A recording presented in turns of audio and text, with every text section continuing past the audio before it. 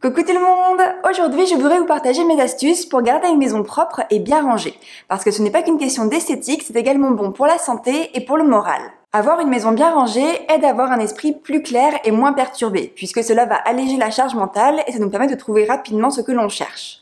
En ce qui nous concerne, même si nous sommes loin d'être parfaits, notre maison est plutôt propre et bien rangée. Et vous allez voir que ce n'est pas si compliqué que ça.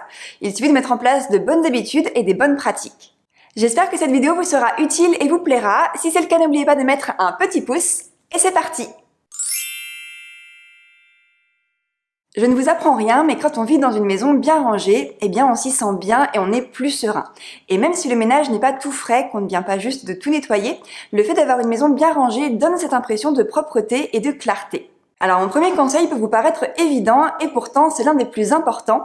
Il s'agit de ranger au fur et à mesure, puisqu'en fait le désordre attire le désordre et plus ça s'accumule, plus on a la flemme de ranger.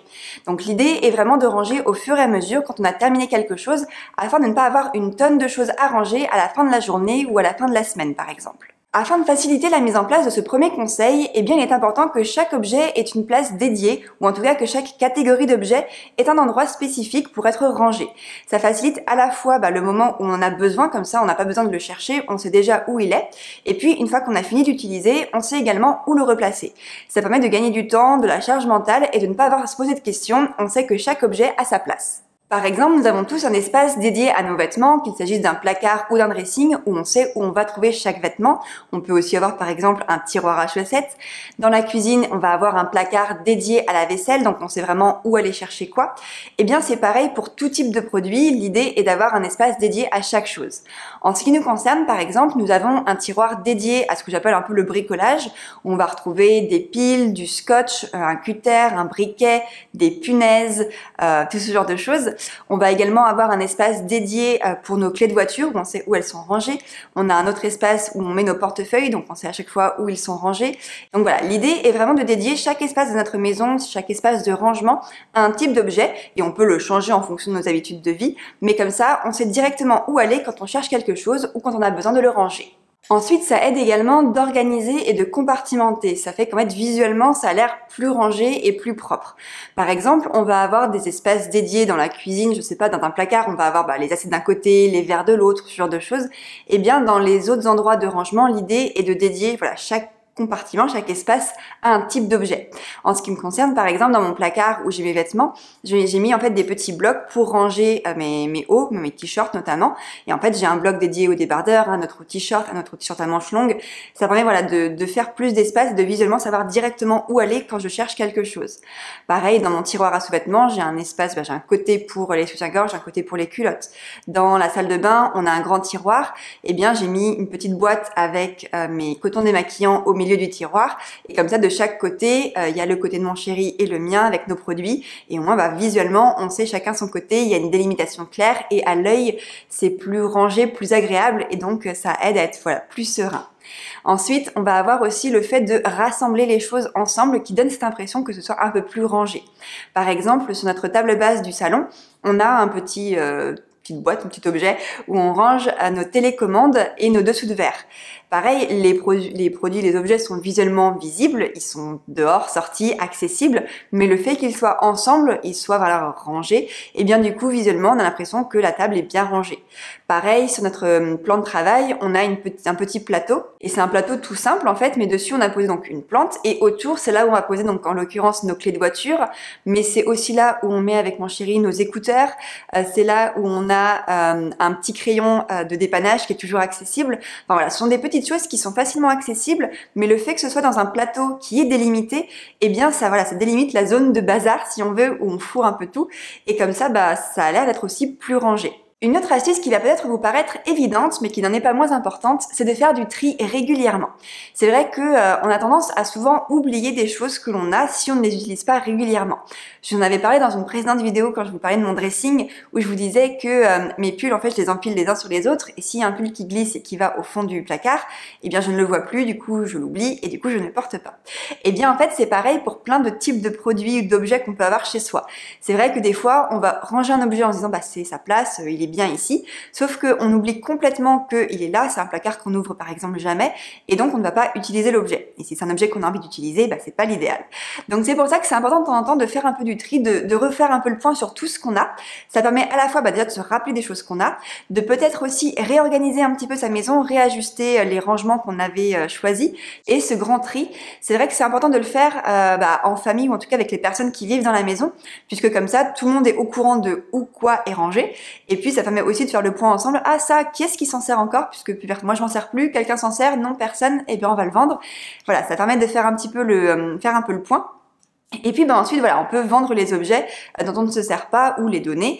Personnellement moi j'ai une petite boîte dédiée dans la maison, un espace où je mets tout ce que je vais vendre, puisque du coup ça m'évite en fait d'avoir à aller chercher quand j'ai vendu quelque chose les objets. Par exemple je mets tout sur Vinted quasiment, et bien ça m'évite d'avoir à aller chercher un vêtement dans mon placard, un livre dans une étagère. Tout est dans une boîte dédiée à ce que je vais vendre. Dans tous les cas, si je le vends, c'est que je m'en sers plus. Et donc voilà, c'est facile pour moi puisque dès que j'ai un truc à vendre, je sais où je vais le mettre. Et dès que j'ai vendu un truc, je sais où aller le chercher. Donc là encore, chaque chose a sa place et c'est quand même plus pratique. Dans la continuité de ce que je viens de vous dire, c'est aussi important d'avoir un espace dédié au temporaire, aux choses que l'on ne va pas ranger tout de suite et dont on va se servir très prochainement. Même si, comme je vous disais, l'idéal est de ranger les choses au fur et à mesure, ça arrive des fois que on ait des objets dont on ne va pas servir tout de suite, mais on sait qu'on va s'en servir dans quelques jours. C'est un objet qui vient juste d'arriver dans la maison et on ne sait pas encore où on va le mettre, enfin voilà, ce genre de choses. Eh bien, le fait d'avoir un espace dédié au temporaire, on sait que le bazar, sera ici et pas ailleurs. Tout n'est pas éparpillé partout dans la maison et toutes les choses qu'on a tous les objets qu'on va utiliser sont au même endroit. En ce qui nous concerne, c'est le bout de notre table de salle à manger, puisqu'on a une grande table de salle à manger. Et donc, comme on n'est que deux, on mange à un bout de la table. Et donc voilà, l'autre côté est dédié aux choses temporaires. Donc là, en l'occurrence, en ce moment, on a un terrarium vide avec un petit pot de fleurs une plante qui était morte, et donc je vais réutiliser la terre, puisque voilà, on a récupéré ce terrarium il y a une semaine. Mon chéri va le faire le week-end prochain. Donc du coup, voilà, le terrarium n'a pas encore d'espace dédié dans la maison, surtout que là le pot est vide, mais comme on sait qu'on va s'en servir, il reste là, comme ça on l'oublie pas, on sait qu'on a le terrarium à faire, et voilà. On a également notre catalogue, nos catalogues plutôt, de fenêtres et de portes qu'on allait récupérer chez le menuisier pour la construction de notre future maison. Ça pareil, c'est quelque chose qu'on a récupéré récemment. On doit là faire le choix de nos portes et de nos fenêtres, donc du coup, il faut qu'on s'en occupe. Ce qui fait que le fait que ce soit sur la table, c'est visible, on y pense, et voilà, on sait que quand on aura fini, que ce sera traité, on le rangera où ça doit être.